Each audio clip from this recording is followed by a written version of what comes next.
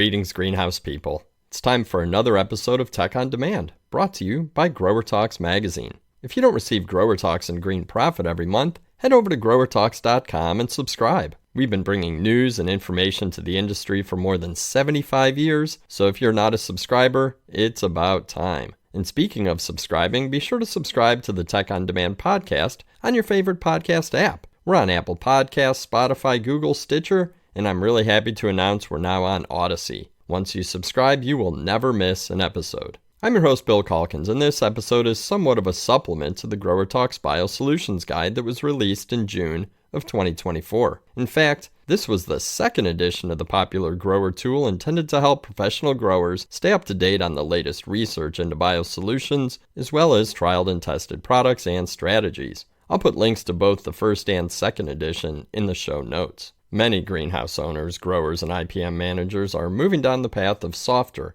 and more sustainable pest and disease control tactics, but they continue to use traditional or synthetic chemicals as well as bio-based products and beneficials or biological control agents. It's this conjunctive approach and the compatibility knowledge required that provides the basis for today's conversation. My guest is Dr. Carlos Bográn. Carlos wrote two very well-received articles for our first Biosolutions guide, Using Bioinsecticides in Your Greenhouse, and Using Bioinsecticides in Conjunction with Biocontrol Agents. And I wanted to have him on the podcast to dig much deeper into these topics. Throughout the episode, we also discuss high-tech new research findings, different ways to approach pest population management, how the economics of biosolutions have evolved, and the current state of the market, as well as new, exciting, cutting-edge products that are becoming available. Before we start, here's a little bit about my guest. Dr. Carlos Bográn, he's been involved in horticulture research and education for more than 25 years in both academia and private industry. He was an assistant and then associate professor and extension specialist at Texas A&M AgriLife. He currently serves on the editorial board of the Journal of Integrated Pest Management as consulting editor for Hort Technology and is a past president of the Entomological Society of America Southwestern Branch. Originally from Honduras, Carlos is a proud graduate of Zamorano University, Iowa State University, and Texas A&M University. But that's enough out of me. Let's get into the topic at hand.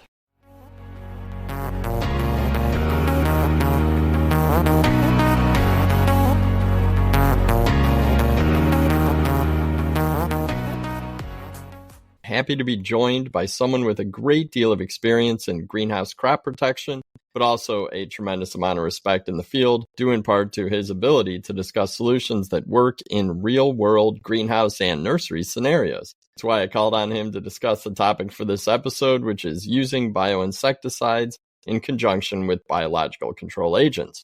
My guest today is Dr. Carlos Bográn. Carlos, welcome to the podcast. Hi, Bill. Happy to be here, and thank you for your kind words of introduction. Absolutely, and they are very true. But before we get started with our specific topic that I just referenced, I'm interested in what you're seeing out there in the field, kind of a big picture of what you saw spring and summer, some of the conversations you've had with growers across North America. And obviously, you guys at OHB are leaders in crop protection, so maybe you want to talk a little bit about pest and disease challenges, really anything that growers were dealing with in production, and if any new strategies or techniques rose to the surface when you were meeting with them. What are you seeing out there in the market?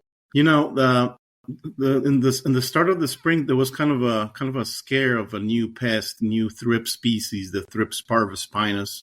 It was moving around and showing up in places, and so there was a fair amount of uncertainty about how bad it was going to damage if places were going to be shut down. But luckily, it didn't translate into much, you know. And in particular, because of the work of university researchers like Alexandra Rivinti in University of Florida and Homestead, she has produced a tremendous amount of work confirming some of the things that we thought were true about these pests, but also confirming that the tools that we have that are good for Western flower thrips and other thrips also work well against these Thrips parvispinus. And so it was kind of a relief to see that the damage was not as bad as could have been in terms of the overall bedding plant crops. And it's also good to confirm again some of the biology and some of the strategies for controlling these new invasive pests. I first saw Parvis spinus in Hawaii, and I didn't realize it was a different species, but it was, looking back, it was the same one. It wasn't on anthuriums. And luckily we were developing a product we have called Sarisa at that point, and continues to be a good tool for that particular species. It's just that it needs to be used earlier because it doesn't require flowering for damage to occur like the flower thrips do.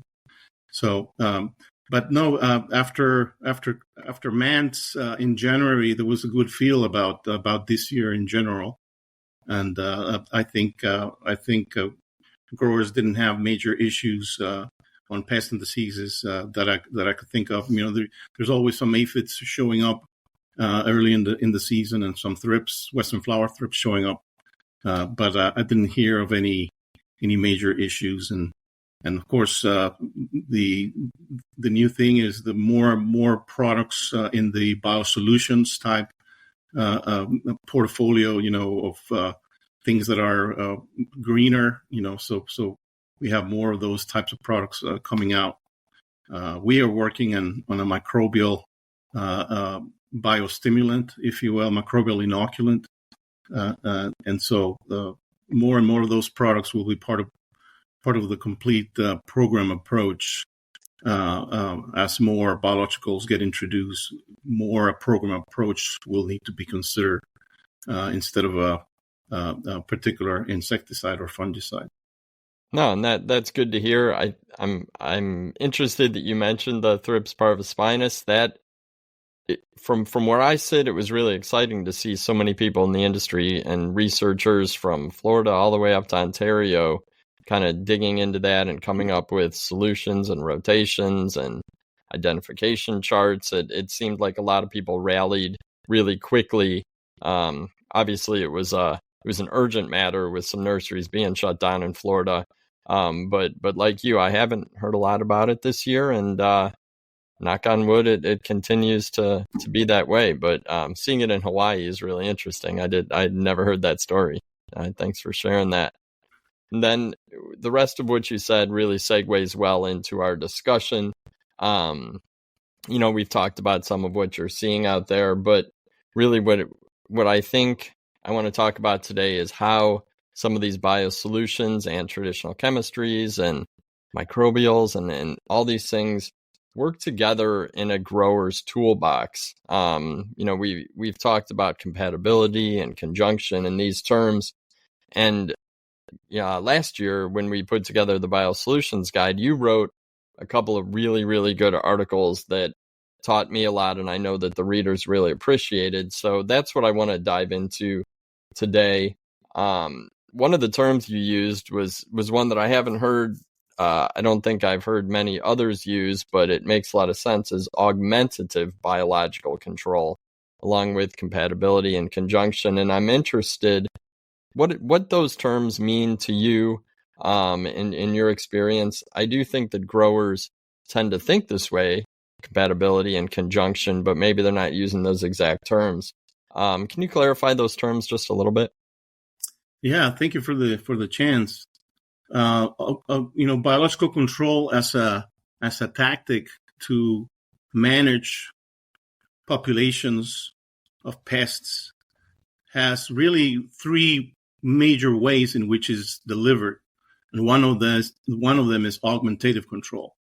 Classical biocontrol is what we think when we have a new pest in a new territory and we import a natural enemy from the area of origin of the pest into a new location.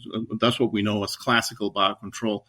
And, first examples in the 1800s in California, in citrus, come to mind. And so that's what we refer as classical biological control. What you want to do is just reestablish that relationship and hope that, the natural enemy gets established and contributes to the long-term regulation of that pest population. In the commercial world, in the agricultural world, where you are rotating crops and use in the same space, establishing a long-term, a natural enemy is kind of a challenging approach. So what we do instead is augmentative biological control, in which what we do is release a massive, if you will, amount of natural enemies, of beneficial insects, biological control agents, to kind of overwhelm the pest at a point where the pest is just trying to get established. And so by releasing multiple times during the season, we're augmenting the predator-prey ratio, if you will. And so we're overwhelming the pest to keep it from outbreaking. Of course, the third way in which we do biocontrol is what we call conservation biological control. It's what we do when we select which products to use or not to use to conserve the naturally existing. And that's what we do in the nurseries and in orchards, where you have natural enemies coming in, colonizing the crop. And so you just do practices that enhance the activity of these beneficial insects, whether they are natural enemies of pests or whether they're pollinators. And you just do practices that enhance their activity, such as selecting products that are selective on the pest and do not harm the beneficial insects, including many of the microbial and biological products that inherently are more compatible with those biological control agents. But coming back to augmentative biocontrol, in that sense, we're not as concerned about the establishment of the pest long term, because we're going to continue to do releases. Mm-hmm. Therefore, the kinds of products that can be compatible with those types of releases are larger than if we were trying to establish permanently a population of beneficial insects in a confined space or in a greenhouse, for example.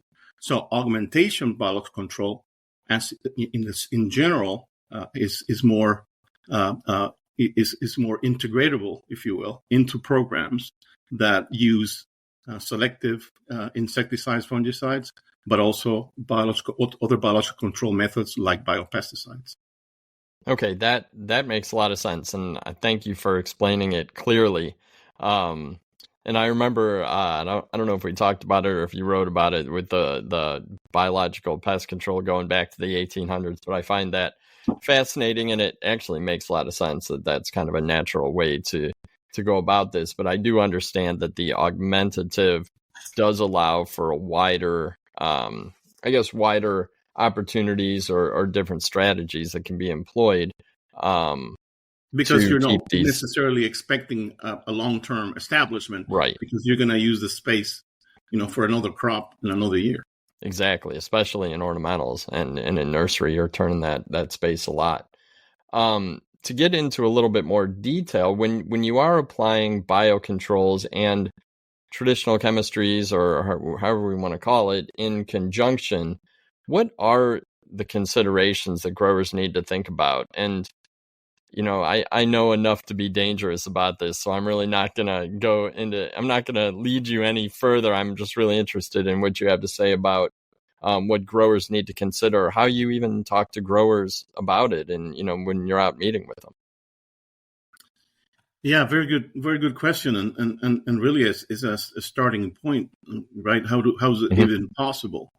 And really compatibility, between natural enemies and pesticides, whether they're both biological or conventional synthetic, starts with the really separating in time or space the two tactics, right? So in the early on, where we did not have any selective pesticides, what we would do to integrate is, okay, use the chemical control and then use the biological control to separate them in time and space, so you reduce the exposure of the beneficial insects to the toxicants.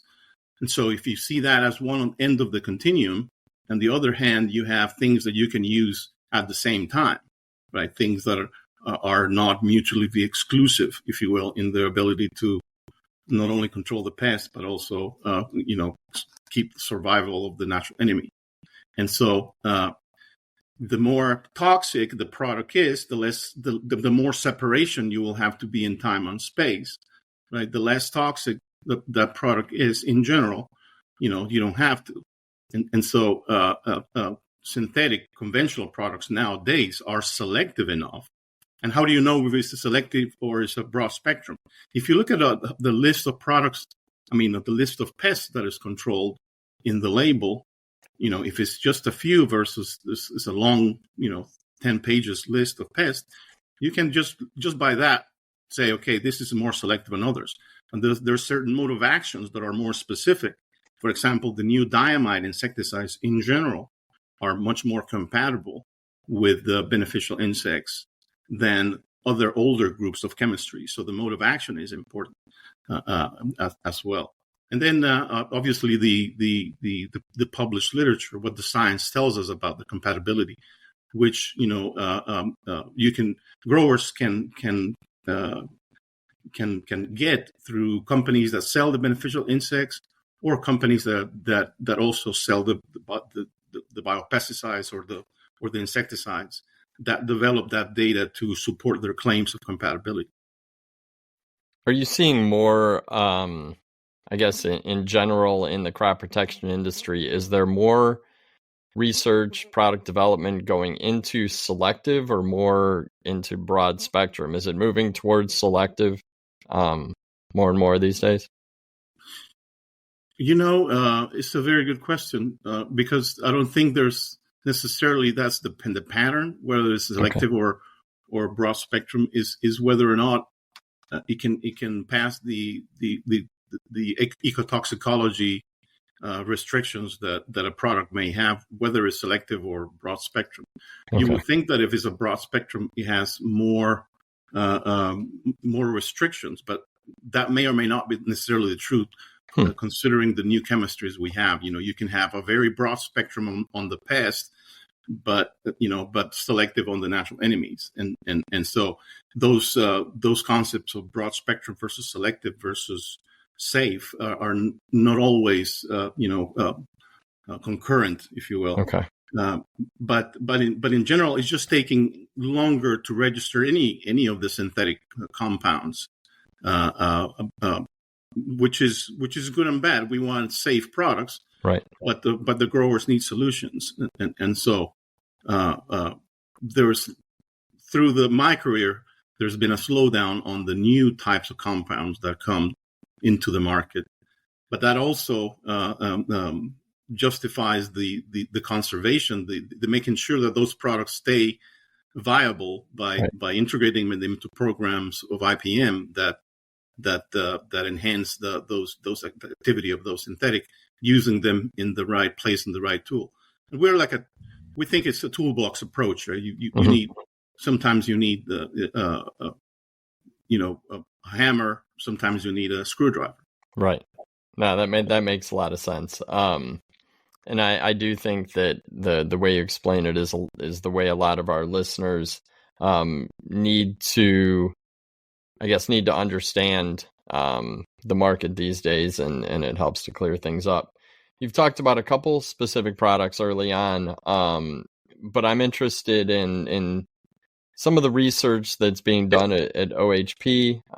You guys do a lot of research in greenhouse trials. I know that. What are some of the products that you're bringing to market, or maybe even some of the directions that you're looking at? And I guess what is the approach right now at OHP? How are you guys moving forward and helping lead the market and with some of these new products? Oh, thank you for the chance, Bill. Mm-hmm.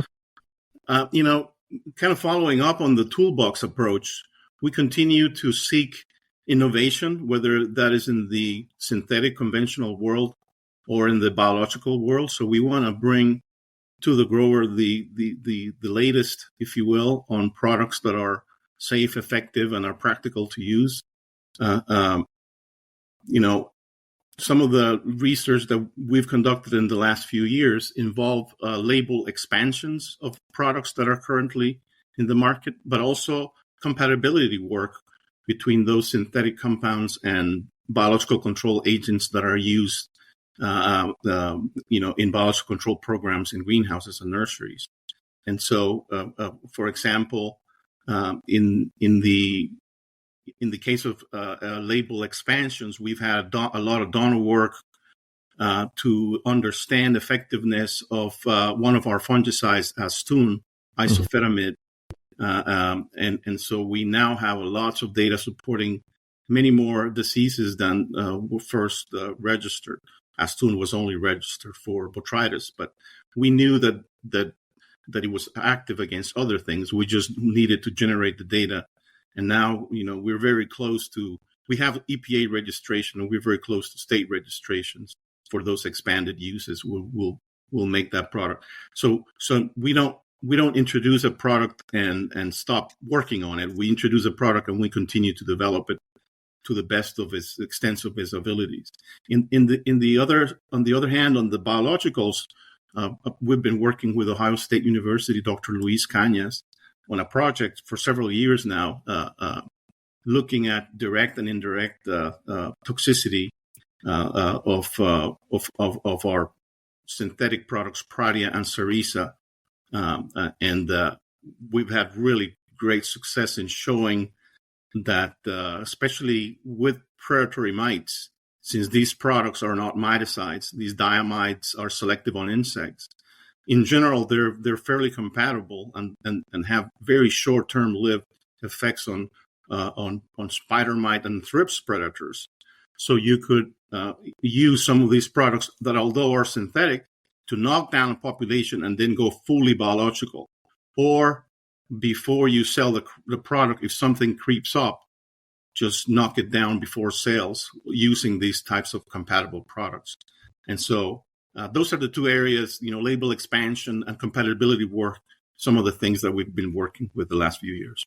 No, that's really cool. And I have just even at Cultivate this year, I was hearing and chatting with folks about label expansion and some additional benefits of products from all sorts of different companies. And it seems like that is a direction that makes sense and that will be proven out by trial results and then hopefully can get on the label.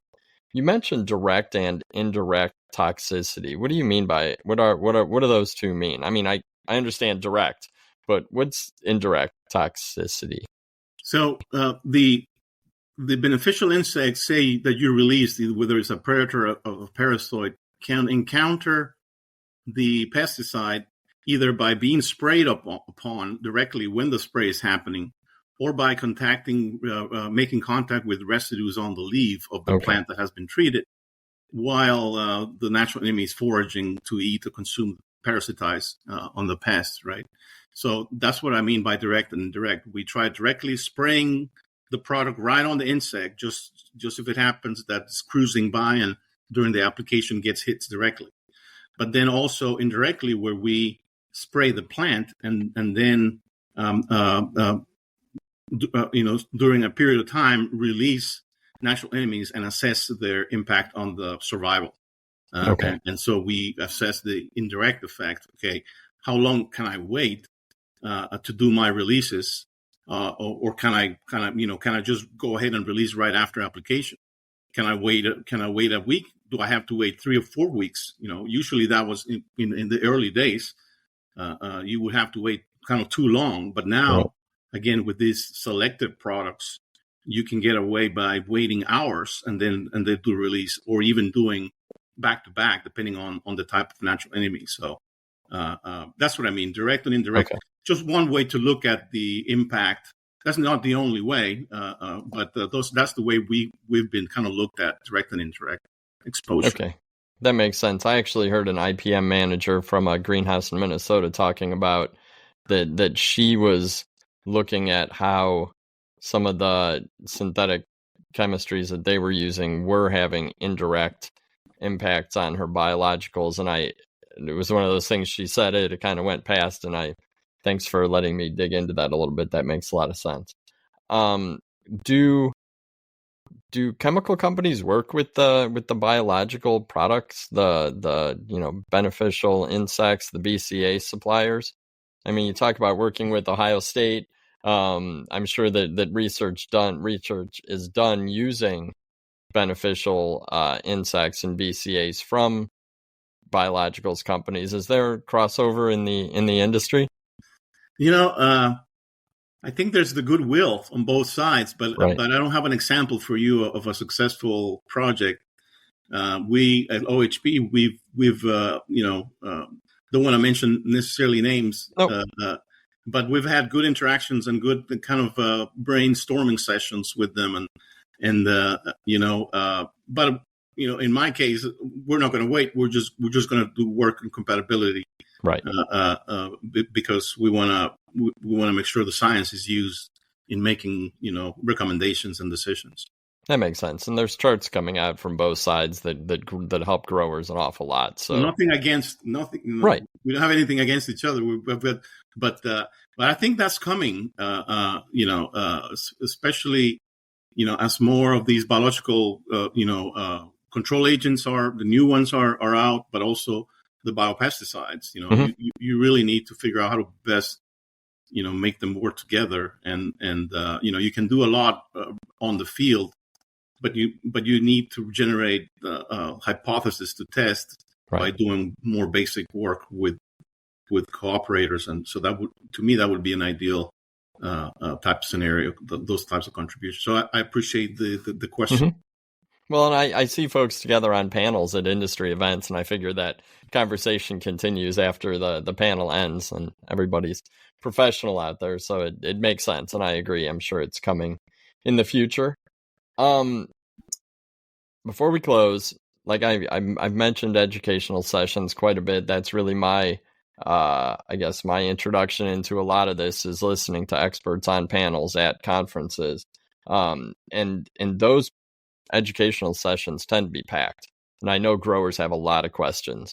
There are growers that are all in on biological approaches. There are growers that are very hesitant, and everything in the middle of the spectrum too, which is exciting. And I think we're at a really good time in our industry. So I'm sure some of these questions won't surprise you. You've probably gotten them.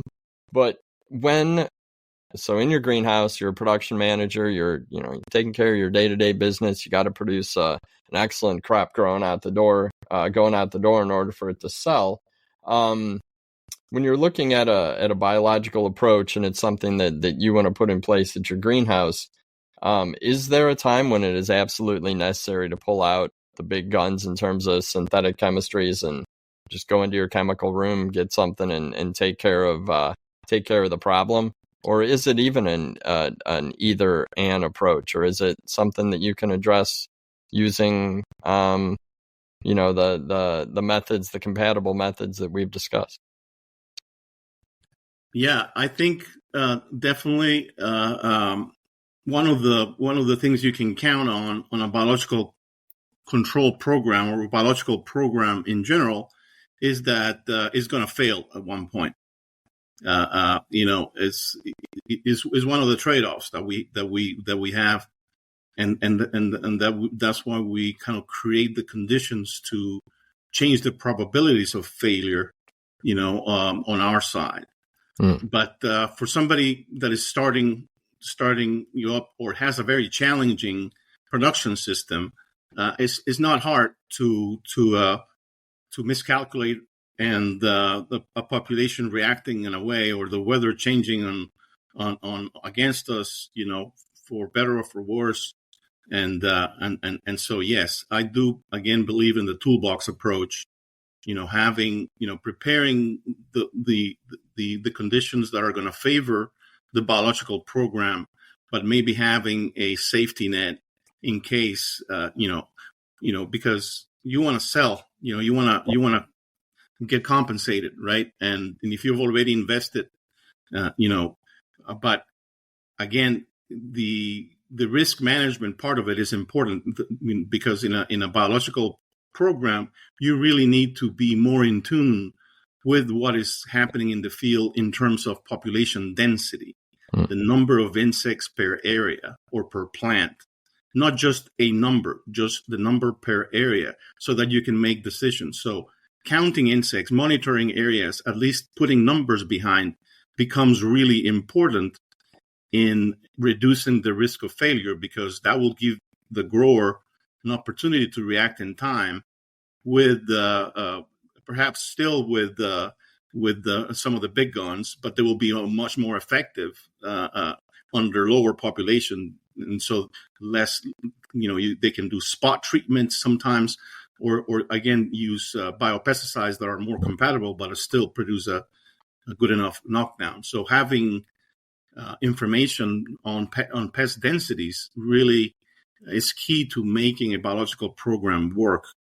And so the more of that information you have, the less likely is that you will need to use a heavy gun, if you will. But that makes sense. If commercial the population, if when I have been a grower, I'd rather have too many tools than the too few tools. Exactly. And like you said, when populations are low, it allows these selective chemistries to be even more effective and really take care of the problem. That makes a lot of sense. Another question I always hear, and really about anything in our industry right now, it's our margins aren't huge, so costs are always extremely important. How much does it cost? And I don't think it's like, this is probably a bad question, but can you talk about the economics of biological and bio-based solutions and synthetic traditional solutions? I'm sure you've heard this question before, Yes. and it's probably not something that can be answered with a sentence, but can you talk a little bit about the economics and how you approach that when it comes up with growers? Yes, definitely a huge consideration, and something that has evolved through time with the advent of more companies, more availability, supply and demand, right? So that situation, if you would have asked me 20 years ago versus today, I would give you a different story. Right. And today, in our context, considering all the benefits that the biological program brings, and monetary and non-monetary, I think they're very cost effective, the programs. But they do need different practices, doing grower practices. For example, you will probably not get the length of residual activity out of a biological program, regardless what product it is, than you would with a synthetic.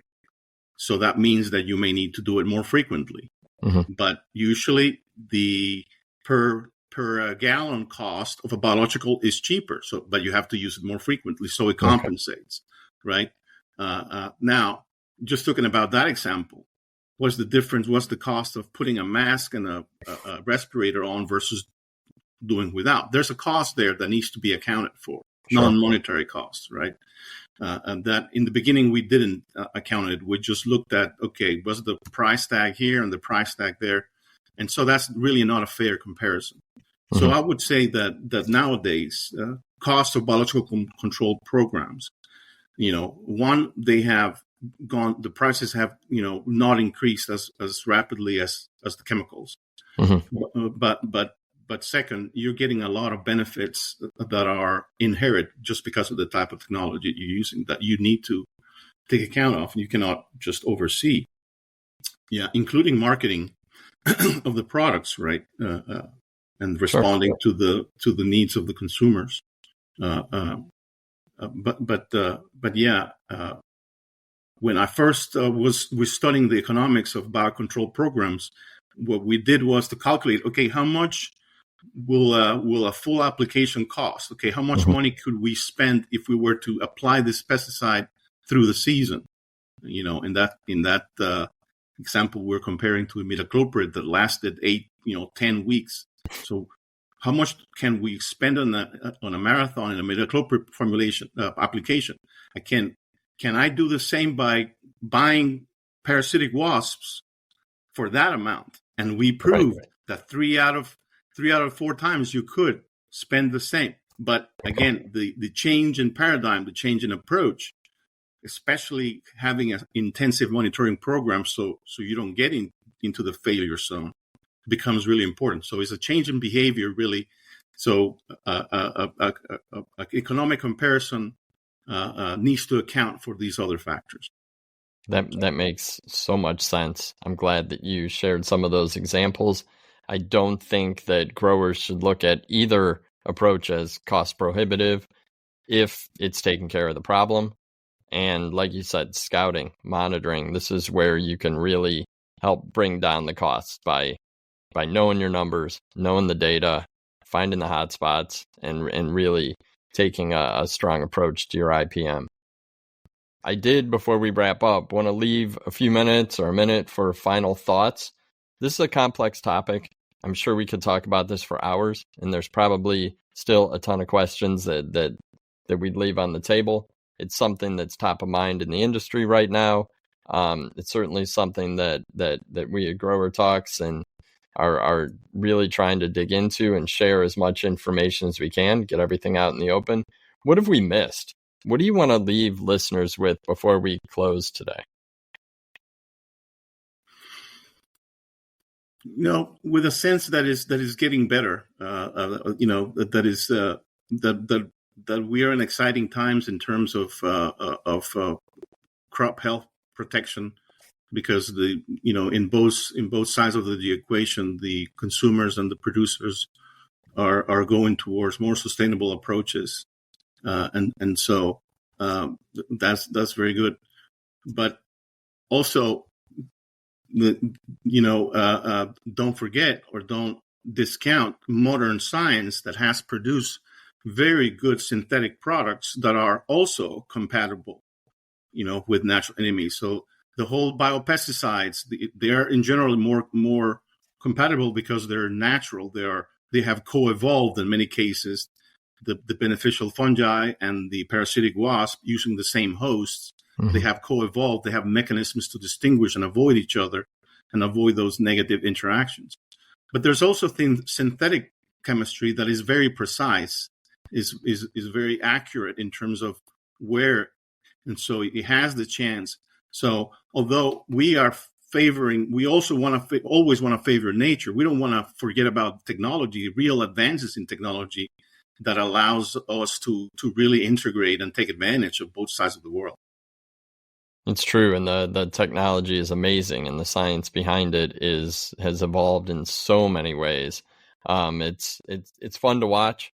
I'm sure it's fun for you, having done this a long time, to see things changing and maybe some of the ideas that you had, years ago that weren't being adopted, seeing them in action. Yes, for sure. Especially the whole area of the microbial bioinsecticides, is an area that I'm really enjoying working on. Excellent. Maybe we can have a conversation about that in specific in the future, because I think that would be really interesting. And this has been a fascinating discussion. It's something I'm really interested in. I love learning about it, and I know the listeners do too. Your approach to this, I think, is very unique and novel, based on all your experience and working with growers, seeing the real world situations, but understanding the science and understanding the bugs. Can you let the listeners know where they can find out more about OHP's product? We have a lot of resources, or availability of resources, at our website at ohp.com. We are proud of ourselves of have extensive publications of resources, including chemical class chart, many product guides, many recipe for success solutions for specific pest problems, and also the contact for all our regional technical sales managers to support. And we want to be a partner with solution, like our logo mentioned. So don't hesitate to reach out. If you don't know, if I don't know, we'll find an answer for you. But and we're in the process of updating that website as well. So check out ohp.com, give us a call, and we'll be happy to try to help. Sounds good. And I'll put all those links in the show notes, and I will, I'll try to find specific links to some of the publications and charts that you mentioned as well. Carlos, thank you so much. You're welcome. I'm glad you enjoyed it, Bill. I enjoyed my time as well. Excellent. I know we'll talk again on the podcast, and I'm sure that the listeners are going to continue to read articles from you in Grower Talks and the rest of your OHP team, because you guys are all fantastic. I appreciate your knowledge and how you break this down into something that, if I can understand it, then growers with a heck of a lot more experience can understand it as well. Awesome. Take care, Carlos. Thank you.